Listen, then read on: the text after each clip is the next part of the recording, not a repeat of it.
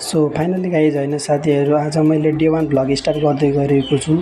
First मैले खानासाना बनाइसकेँ। त्यसपछि मैले कुकरमा दाल लगाइसकेको थिएँ। दाल लगाइसकेपछि त्यसपछि मैले तेल फुटाउने गरेँ। फुटाइसकेपछि मैले डब्बामा हाल्ने गरेँ। डब्बामा हाल्दैछु। त्यसपछि डब्बा पनि फुल हुँदैछ।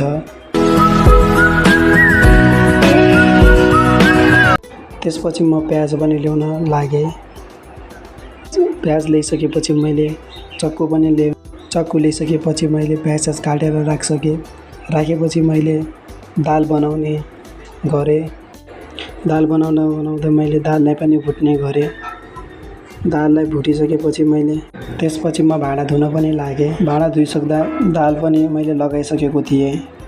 लगाइसकेपछि मैले भाँडाहरू फुगाउन लागेँ।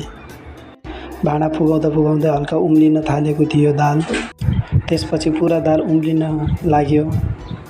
उम्लिसकेपछि मैले ग्यास पनि बन्द गरेँ।